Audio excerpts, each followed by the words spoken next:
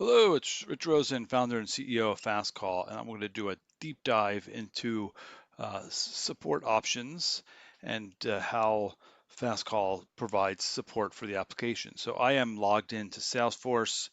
Um, we can be in Lightyear Classic. You'll see that in the end user support, um, we're going to ask for a case to be submitted. And you'll notice up here, we may ask for support access in Salesforce, which is granted in Salesforce settings. And this is not Salesforce settings, this is my settings, my user settings.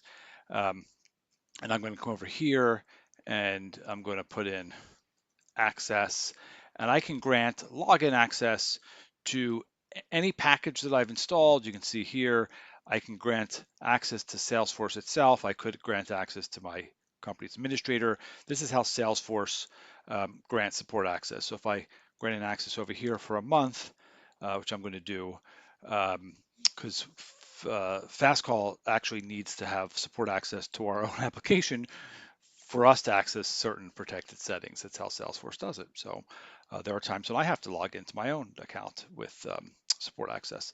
Salesforce does not notify the partner when access is granted. I don't know why they do not. So please, once access is granted, you do need to let us know. We won't otherwise be notified. We will always ask if you've granted support access. You could always just say down here, support is granted, and that's really helpful, right?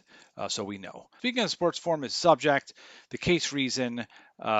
We've got a couple of questions here. You're opening a case here. Support access is granted in Salesforce. It's something that Salesforce controls. These things are related.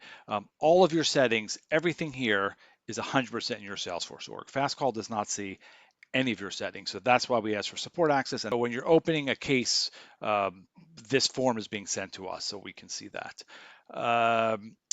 If we ask for support as the end user, we want to see the end user settings. We want to be able to log in and make a call as if we're an end user. And when you're granting support as an end user, we are logging in as the end user. What's different is the internet connection, browser, PC. We're logging in on another computer, which is also something that you can do via support as their admin. You can log in on your PC, and if the issue replicates, could be a bug. If the issue doesn't replicate, chances are it's the browser, it's the PC, could even be an operating system issue. But that's one of the things that we're going to try to, if we ask for support access as the user, we want to make a call as the user logging in with those credentials, which means all these settings.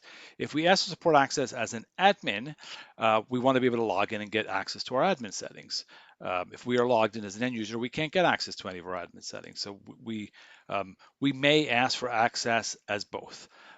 Only a licensed user can grant support access. Salesforce controls that. If the admin or IT or support opens the ticket with us and we ask for support and they don't have a license, you're going to need a license. So you're going to have to swap that with a user in order to grant support access. Salesforce controls that. So sometimes we're going to want to see support as an admin. Sometimes we're going to want to see support as a user. So only licensed users can grant support access. And there are times when we need to log in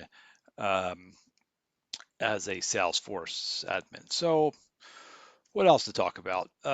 We have a lot of information online. Search, if I had a question about the soft phone, we really try hard to keep these help docs up to date. And with like what I'm doing now with a deep dive, either with video or text. So if the information's not available online, tell us and we will create the information online because we always want whatever issue you're having to have some help docs attached to it. So hopefully this was helpful. So we talked about granting support access and submitting a case and how that sends us a copy of your settings that we're not going to otherwise see because our application is native.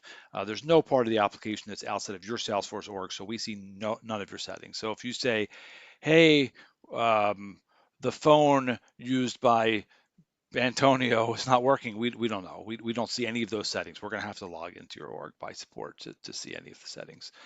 So the best that you can do to help in support is be very detailed in your case and grant support access while submitting the case and tell us that it's granted. Great. Hopefully this was helpful. Ping us with an email if you have any feedback, and otherwise have a fantastic day.